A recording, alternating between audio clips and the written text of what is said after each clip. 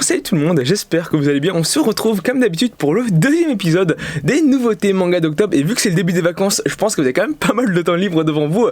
Mais pour cette deuxième moitié de mois, on n'a pas tant de nouvelles séries que ça. Par contre, on a quand même pas mal de parutions. Donc on va reprendre à partir de là où on s'était arrêté. Donc du 15 octobre avec tout d'abord le 5e volume de la masterpiece de Aria. Et ça n'a pas l'air, déjà il y a une très belle couverture, mais on arrive bientôt à la fin de la série parce qu'il reste que 2 volumes à éditer. Je trouve que c'était hyper rapide, mais quand je regarde, le premier volume est sorti en janvier 2020, sachant qu'il y avait le confinement. En effet, la parution, elle s'est pas laissée attendre. Ensuite, le 13e de Dragon Quest, les héritiers de l'Emblème. Donc ça, on n'est pas prêt de voir la fin, vu qu'il y a 34 tomes au Japon. Par contre, je vois pas grand monde les avoir, donc je pense que la série n'a pas si bien fonctionné que ça. Le 5e volume de Echoes, le 20e de Golden Kamuy, le 14e de Magical Girl Sight, le 35e de Prisonnier Riku, le 14 de Relief qui est l'avant-dernier. On arrive bientôt à la fin de l'histoire et ça, pour vous dire, à l'époque j'avais essayé de les lire parce que les critiques étaient excellentes et j'ai pas du tout aimé. Pour vous dire, je me suis forcé jusqu'au tome 8 ou 9. Mais voilà, ça n'a pas collé. Ensuite, une nouveauté aux éditions Kiun, même si voilà, c'est un one-shot, ça reste une nouveauté, c'est Rêverie des Manons. Et quand je lis le synopsis, alors moi pour l'instant je n'ai lu aucun encore, mais ça me fait quand même énormément penser à To Your Eternity. Echo est une curieuse petite fille, son corps n'est vieux que de quelques années, mais sa mémoire remonte aux origines de la vie. C'est pourtant la première fois qu'elle a l'occasion de grandir entourée de ses 2 parents. Alors que la mise au monde d'un enfant aurait dû transformer sa mère en coquille vide, son père a réussi à briser le cycle à force de patience et d'obstination. Donc un one-shot parmi une série de one-shots, et quand on regarde la tête de Rêverie des Manons, je trouve que son regard est un peu vide. Après, je sais pas si c'est fait exprès, mais ça vend quand même pas mal du rêve. Suivi du 12e de The Ancient Magus Bride, le 2e de The Ancient Magus Bride, le bleu du magicien, le 23e de Witch Hunter. La couverture, moi je la trouve juste incroyable, mais après voilà, ça reste mes goûts. Une nouvelle licence aux éditions Akata, Tub Brother. Pour ceux qui l'ont déjà lu, je pense que vous reconnaissez sans trop de problème. C'est par le même auteur que Ladyboy vs Yakuza. C'est édité dans la collection What the Fuck de Akata. Et franchement, quand tu vois la couverture, t'en doutes à aucun moment. Même le synopsis, il a pas grand sens. À l'orée de ses 17 ans, Haru espère enfin perdre sa virginité. Mais le matin de son anniversaire, une surprise de taille l'attend. Il se réveille avec sa chambre submergée par les eaux. Et le cœur de l'histoire, sachant que c'est une série terminée en 4 volumes, il se réfugie dans une baignoire avec son frère. Et du coup, ils doivent survivre au vu de la couverture à des attaques de requins. On arrive sur le 16 octobre avec tout d'abord une nouveauté des éditions Kana, Kingdom of Knowledge.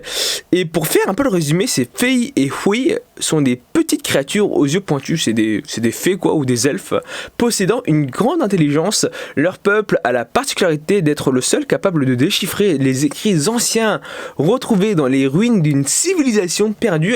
Ils ont grandi reclus dans la bibliothèque, traduisant sans relâche ces précieux textes, notamment de stratégie militaire pour le compte de l'Empire, car le savoir c'est le pouvoir. L'Empire leur avait promis la liberté une fois tous les textes traduits, mais ce jour arrivé, la bibliothèque est incendiée et les petits traducteurs sont massacrés car le pouvoir ne se partage pas. Donc moi j'imaginais ça plus comme un manga de fantastique avec de la magie, mais ça ressemble finalement peut-être plus à un manga de stratégie militaire. Sur les dessins on a droit à quelques extraits, ça m'a l'air pas mal.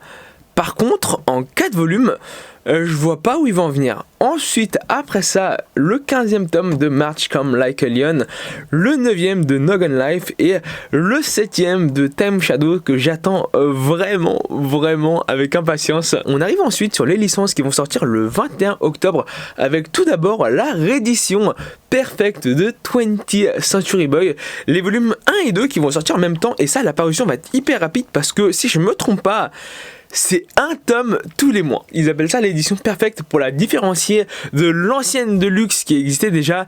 Mais en fait, celle-ci, c'est celle qui reprend l'édition Deluxe japonaise. Pour tout vous dire, moi je pensais de base que cette Perfect avait le droit à une couverture cartonnée pour vraiment la différencier de la Deluxe.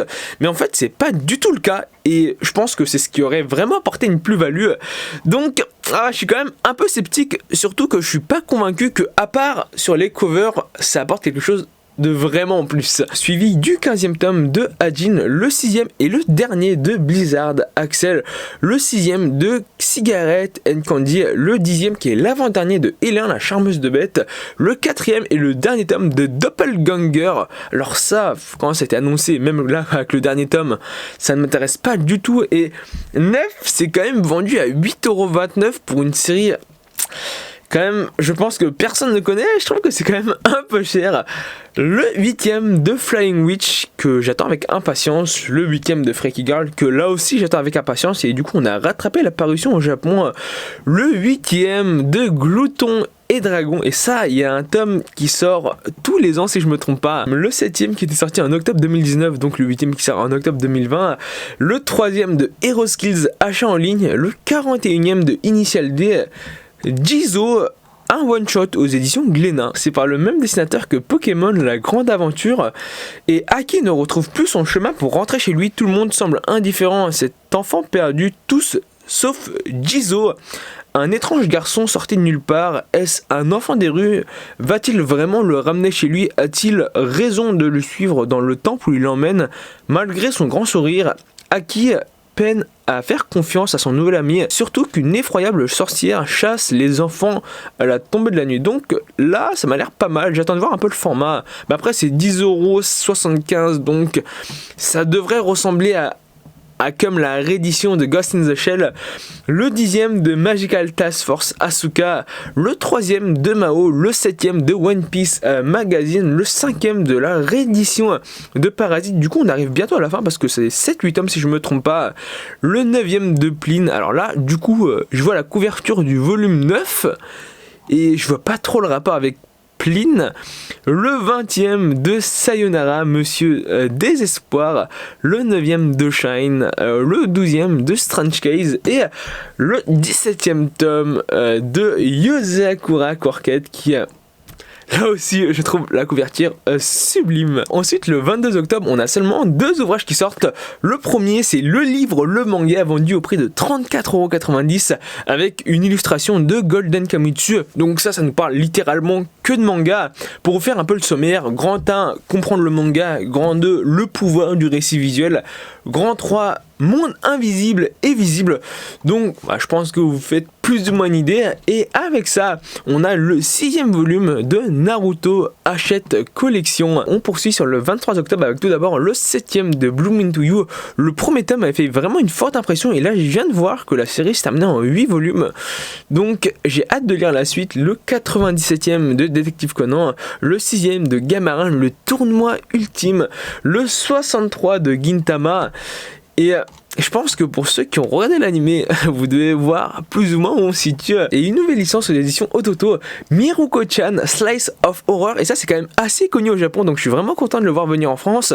Pour vous faire le résumé, c'est Miko est une lycéenne tout à fait normale jusqu'au jour où elle obtient l'étrange capacité de voir les monstres et les fantômes. Véritable vision d'horreur, la jeune fille fait tout son possible pour garder son calme et ignorer ces terribles créatures toutes plus monstrueuses les unes que les autres. Pourtant, bien des secrets se cachent dans le monde invisible et Miko risque bien de le découvrir malgré elle. Donc, on a quelques extraits et en effet, les monstres sont assez glauques, mais c'est un mixte entre horreur et comédie, donc je trouve que ça passe quand même plutôt bien. Le 8e de Murcielago, le 4e et dernier de la réédition tome double de All Boy, le 6e de Seraph of the End Glen Ichinose, le 2e de Sword Art Online Progressive Arc 2, le 6e de Ultramarine Magmel, le 14 de Witchcraft Work avec une très belle couverture comme à chaque fois, et le 45e de Zettai Cartoon Children qui est le dernier volume à sortir le 23 octobre. Le 26 c'est un peu plus simple parce qu'on a que du Kingdom qui sort,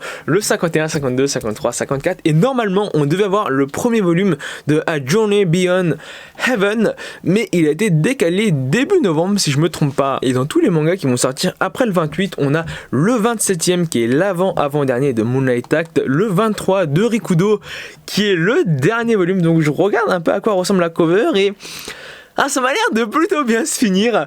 Une nouveauté aux éditions Soleil, Vlad Draculea. Au milieu du 15e siècle, Vlad III Draculea succède à son père pour garder son trône. Il doit composer avec une noblesse hostile et un environnement tourmenté, déjà menacé par ses voisins directs, l'Empire ottoman et le royaume de Hongrie.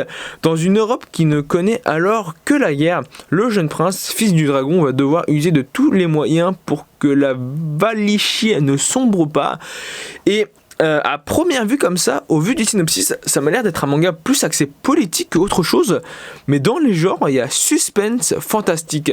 Donc, s'il y a fantastique, il doit avoir des pouvoirs de vampire. Le 4e de Girl Last Tour, le volume 2 de Goodbye My Rose Garden, le 9e de L'Enfant et le Maudit, et le dernier volume à sortir, le dernier manga à sortir ce mois-là, c'est un one-shot, un spin-off de L'Enfant et le Maudit, Jardinons avec L'Enfant et le Maudit, qui est littéralement la suite, on va dire, je pense que c'est dans le même format de L'Enfant, le Maudit et le Goûter. Donc voilà, c'est assez cool qu'ils sortent, on va dire, des spin-offs comme ça, parce que dans une collection ça rend quand même plutôt bien. Donc la vidéo se termine ici, j'espère qu'elle t'a plu. Si le cas, n'hésite pas à t'abonner, c'est le plus important. À laisser un pouce bleu, à laisser un commentaire. Allez, je te dis à la prochaine, salut.